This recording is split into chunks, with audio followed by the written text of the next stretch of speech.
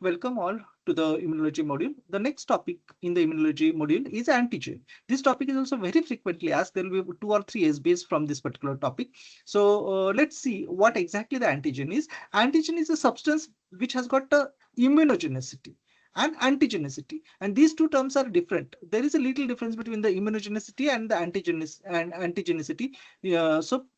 Please concentrate. So immunogenicity is the immunogenicity, that is the induction of the immune response. Okay, while antigenicity, it binds to the antibodies and forms a complex. Okay, so in immunogenicity is the production of the immune response, while in antigenicity it should bind with the antibodies. Okay, so important distinction between the immunogen and the antigen is immunogen will produce or induce the response, while antigen may only bind with the these antibodies. Okay, so that is what is the difference between the immunogen and antigen. So immunogen is responsible for the response, while antigen may only bind. Okay, further response may or may not be there.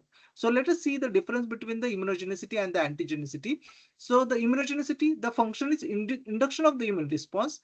Then outcome is T cells and B cells activation, and example is a protein. Okay, so the proteins are generally immunogenic. So when the proteins are getting exposed or presented, there will be induction of the immune response. There will be activation of the T cells and B cells. While haptens, these are the small antigen, not full antigen. Okay, these haptens, they bind to the immune products and there will be only antibody binding. Okay, so from examination point of view, all immunogens are antigenic, but not all antigenic will be immunogenic. Okay, immunogenicity means production of the immune response. Antigenicity just means the capacity to bind with the antibody. Okay, now let's see the concept of epitope and paratope. Okay, so what is epitope?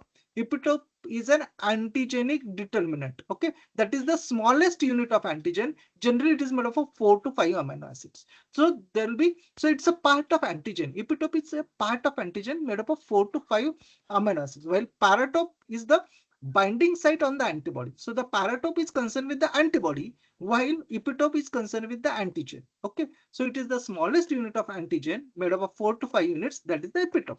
Well, paratope will be a site where this epitope or the antigen will be binding. Okay, so that is the binding site on the antibody. So epitope paratope interaction is important here. Okay, now coming to the concept of hapten.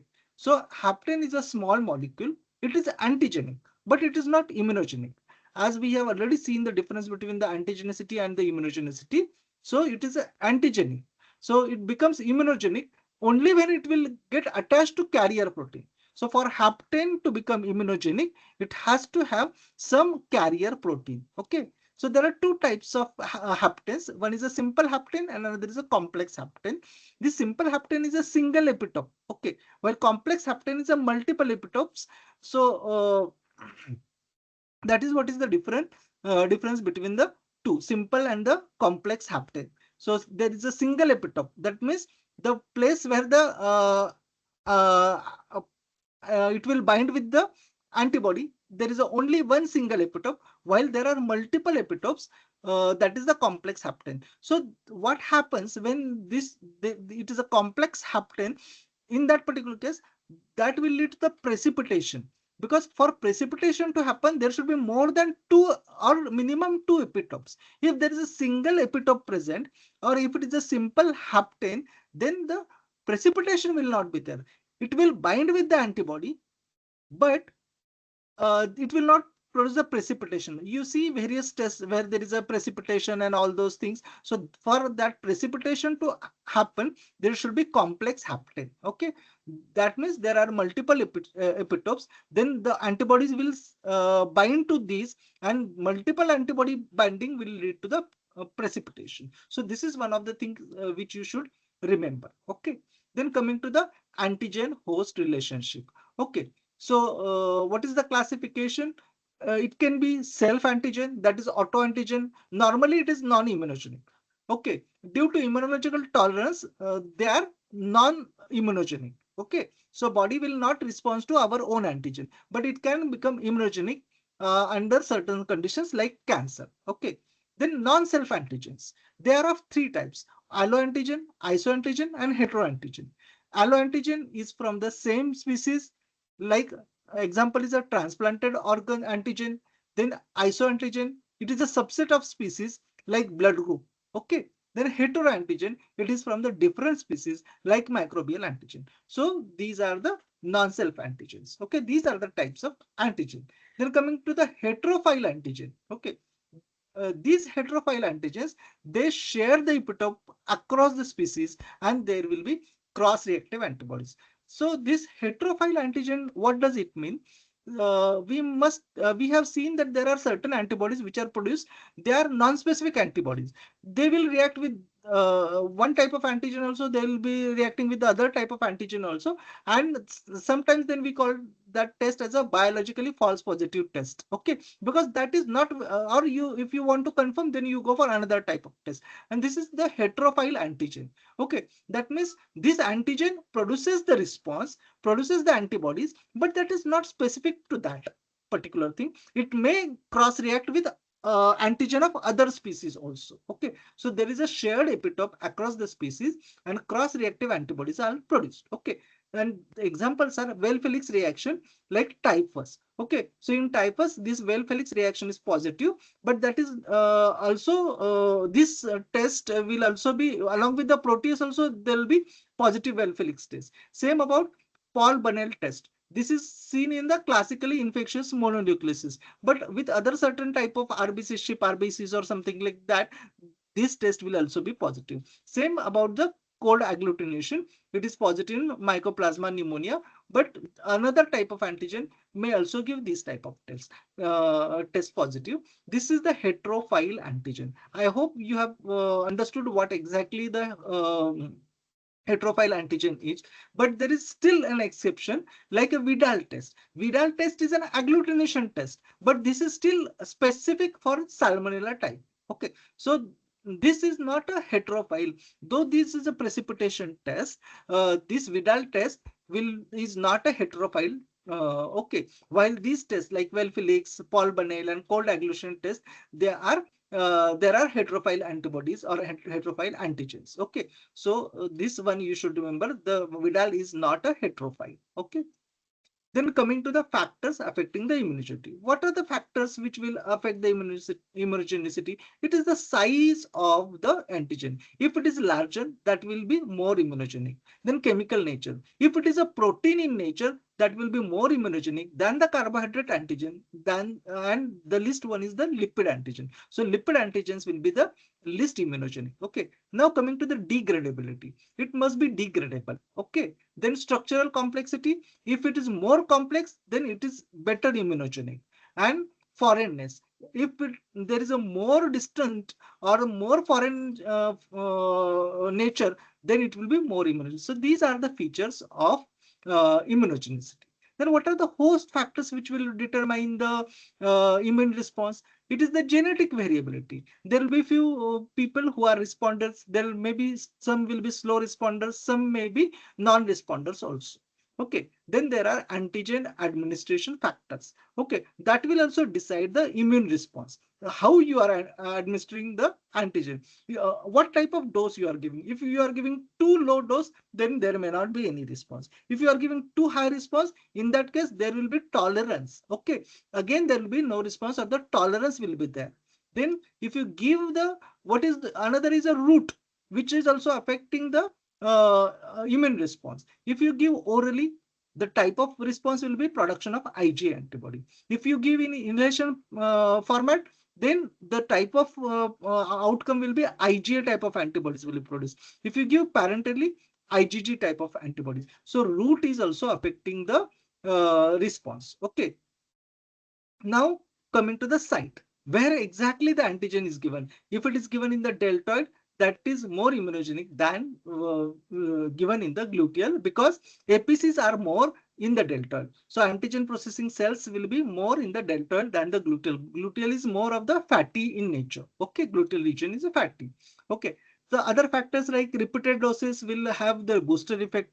Multiple antigens will lead to competition or enhancement. So if you give multiple antigens together, they may act synergistically or antagonistically also. So there may be competition among each other and there may not be any effect. And sometimes there may be effect of the one may be potentiated. So either of these things can be happen with multiple antigens. Okay, if there is a prior antibody, that may suppress the response also. Okay, so clinically anti-D given will prevent the RH sensitization. Okay, if you give anti-D, that prevents the RH sensitization. Okay. Now coming to the role of adjuvants. Adjuvants, these are the substances that enhance immunogenicity. So as I mentioned, if this substance, if it is present, that will enhance the immunogenicity of the antigen. Which are these substances? Like aluminum hydroxide, then mineral oil, freons adjuvant, lipopolysaccharide, and toxoids. Okay. The mechanism is by slow antigen release. It may be because of the increased phagocytosis. It may be because of the increased T cell T helper activation. So these are the mechanisms by which these adjuvants are acting. Okay. So what are the biological classes of antigens? They are of two types. One is a T dependent and another is a T independent. Okay. So antigen biologically they are divided into two: T dependent and T independent. Okay, now what is the difference between these type of antigens? The antigen, which is T dependent, generally it is made up of protein. They will have the memory. Processing of the antigen is required here. Okay, and there will be B cell activation in a monoclonal nature. That means B cell will get activated and they will produce only very specific type of antibodies, while antibodies will be all classes of IgA, different classes will be produced, and affinity maturation is present. While the T independent, okay, T independent, if it is there, then structure is generally lipopolysaccharide or polysaccharide.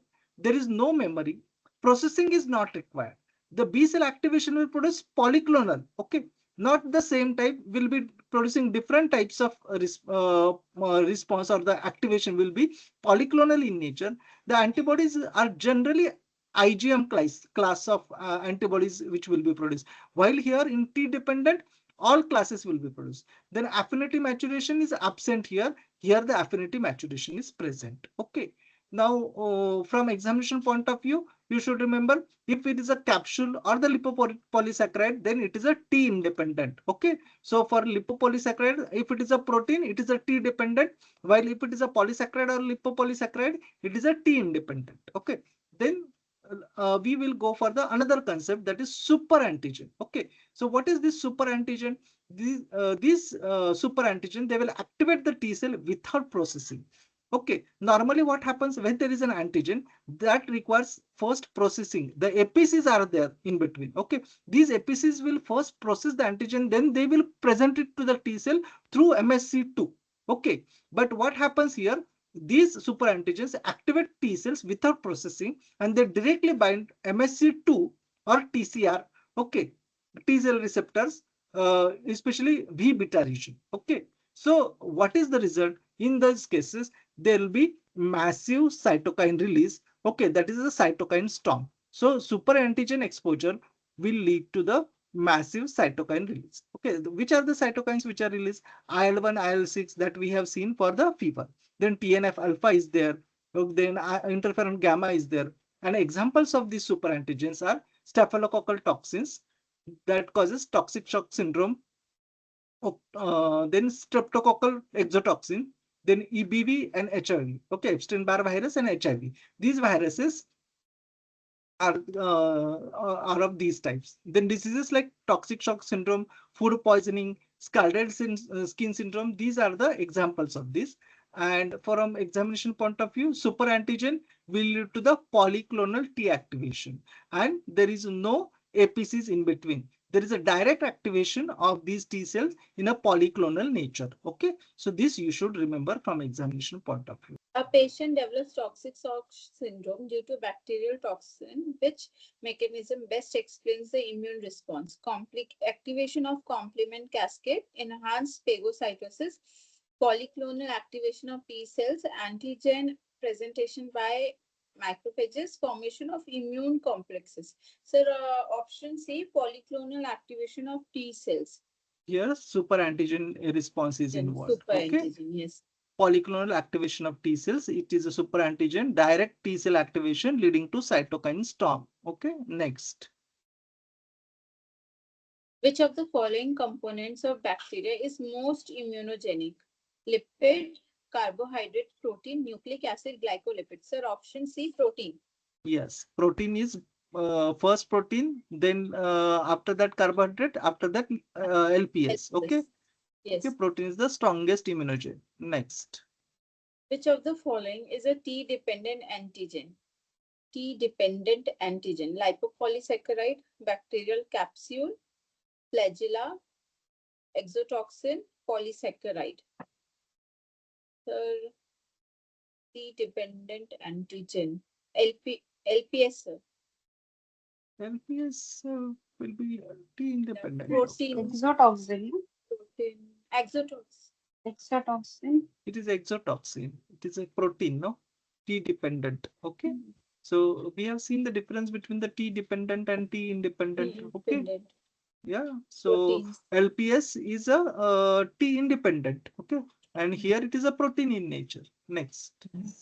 A molecule consisting of 4 to 5 amino acids capable of binding to an antibody is known as immunogen, antigen, epitope, paratope, hapten. Sir, a molecule consisting of 4 to 5 capable of binding to an epitope. Epitope. Okay. So epitope is related to the antigen, while paratope is related to the antibody. Okay. And hapten is a small antigen, means it will be producing immunogenicity only when it is attached to a carrier protein. Okay. Protein. That is the, so these are certain concepts and these are so basic sometimes, then we feel little difficult in the examination. Actually, they are very basic. Next. Which of the following test is not based on heterophile antigen reaction? Wheel-Pelix test, Vidal test, Paul-Bonel test, cold agglutination test, streptococcal MG test. Sir, option B, Vidal test. Test is not based on heterophile antigen reaction. So it is a Vidal test. Vidal is very specific. It is an agglutination test, but not based on the heterophile. Okay. Yes. So Vidal. Which of Next. the following is not an adjuvant? Aluminum hydroxide, liquid paraffin, LPS, tetanus toxoid, human albumin. The tetanus toxoid, option D. No, A, B tetanus is there. toxoid is also this adjuvant. A, B is there, sir. Option E is also there. Option C, I LPS. think human albumin is not actually human albumin. Human albumin. Okay. Next. A hapten becomes immunogenic when it binds to an antibody, it undergoes degradation, it binds to a carrier protein, it activates complement, it interacts with T cells. Sir, option C, it binds to a carrier protein. Yes, it requires some carrier protein to be immunogenic. It binds to carrier protein. Next question. Which of the following best explains absence of immune response to self-antigens? Best explains absence of immune response to self-antigens. Antigen processing defect, lack of APCs, immunological tolerance, low antigen dose, lack of cytokines. There are immunological tolerance. Yes, body will not respond to self antigen because body will be tolerant to those antigens. So immunological tolerance. Okay. Next. Which route of antigen exposure is most likely to induce IgA production? Sir, option C, oral. Correct, correct. We have seen the different is the route, different types of antibodies will be produced. Okay. So when given Yes. orally, it will produce IgA. Okay. IgA. Next. Which of the following is a feature of independent antigens? Memory formation, class switching, polyclonal B cell activation, requires antigen processing, IgG predominance. Sir, polyclonal B cell activation. Option C. Option D. Polyclonal B cell Cell activation. Okay. So just to revise, epitope is the smallest unit. Hapten needs carrier. Protein is most immunogenic. Then T dependent are proteins. T independent are LPS and capsule. Then superantigen will lead to the cytokine storm, and adjuvant will boost the immune response. Okay, so that finishes the topic. Thank you.